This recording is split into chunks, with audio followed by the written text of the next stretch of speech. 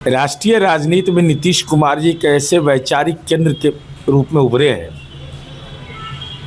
जो समाज में सत्ता में रहने के बाद जिनके खिलाफ प्रतिरोध होता है, लेकिन सब ने मोहब्बत दिखाया, सब ने प्यार दिखाया और सब ने मताधिकार का इस्तेमाल करके नीतीश कुमार जी को 10वीं बार मुख्यमंत्री बनाया।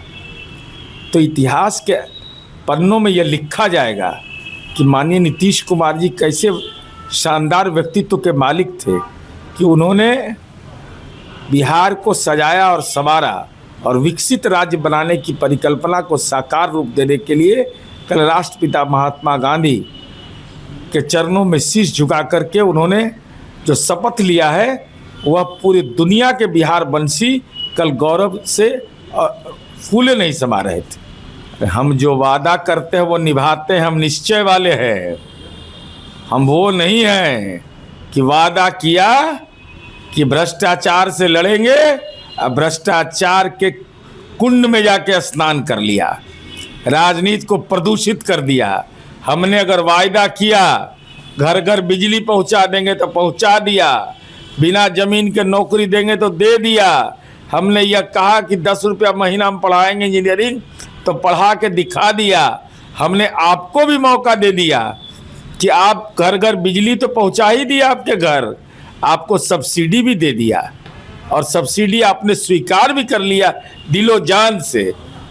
1000 करोड़ के संपत्ति के मालिक पूरा कुनबा होगा आपका, लेकिन बिजली का सब्सिडी लेने में भी लज्जा नहीं लगा। देखिए, आतंकवाद एक पूरी दुनिया के अंदर एक वैश्विक समस्या है और वैश्विक समस्या में नए दौर में नई तकनीक का इस्तेमाल भी आतंकी घटनाओं में किया जा रहा है।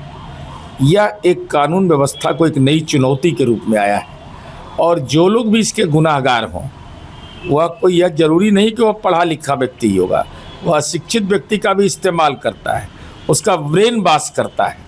तो सरकार के पास सक्षम एजेंसी एनआईए है। जो लोग ऐसे कृत्य में पाए जाएंगे साक्ष्य मिलेगा। इस देश के अंदर न्यायपालिका है, गुनाह करोगे तो सजा के लिए भी तैयार रहो। याचिका दाखिल करने का सबको अधिकार है, लेकिन हम यह जानना चाहते हैं कि इसके पहले जो SIR हुआ था तो क्यों नहीं आपत्ति आपकी थी? क्या मृत व्यक्तियों का नाम वोटर लिस्ट में रहना चाहिए? क्या एक ही व्यक्ति का 2 जगह 3 जगह नाम रहना चाहिए? यह सवाल साफ करना चाहिए कि भाई आखिर देश के अंदर में नागरिकता आपको मिली हुई है तो उसको वैध दस्तावेज अगर दिखाना पड़े कि भाई हम इस देश के नागरिक हैं और हमारे पास ये वैध दस्तावेज है, आधार कार्ड है, वोटर कार्ड है, जो कुछ है, आखिर इससे राजनीतिक रूप से असहज क्यों हो रहा? वो भी तब जब SIR के नाम पर आपने यात्रा तो बिहार में की और जनता ने आपको निर्मम तरीके से हार का सामना करवाया। भाई, चुनाव आयोग एक संवैधानिक संस्था है तो राज्य सरकार का विहित दायित्व क्या है? उसके लिए मानव संसाधन उपलब्ध कराना, लेकिन इस पर राजनीतिक प्रतिरोध करना, ये ममता बनर्जी जी देश के संवैधानिक संस्था का ये अपमान है। और आपको कम से कम, आप राज्य के मुख्यमंत्री हैं, आपको संवैधानिक व्यवस्थाओं का सम्मान करना चाहिए चूँकि आप संवैधानिक पद पर हैं। सवाल उठाने वाले की पात्रता क्या है?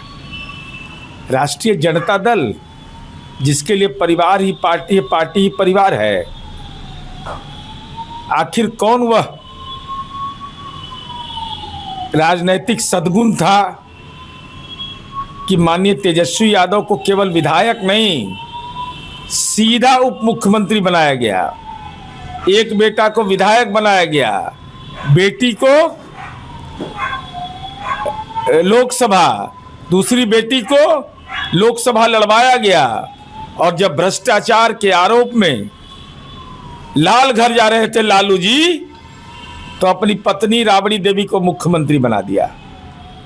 आप सवाल पूछते हैं, जिसने राजनीति के तमाम नैतिक मूल्यों की धज्जी उड़ा दी, उसको कूड़ेदान में डाल दिया। कम से कम राष्ट्रीय जनता दल ऐसे सवाल पर विचार नहीं व्यक्त करे। परिवारवाद, भ्रष्टाचार, ये तो राजनीति का आपका अस्थायी DNA है।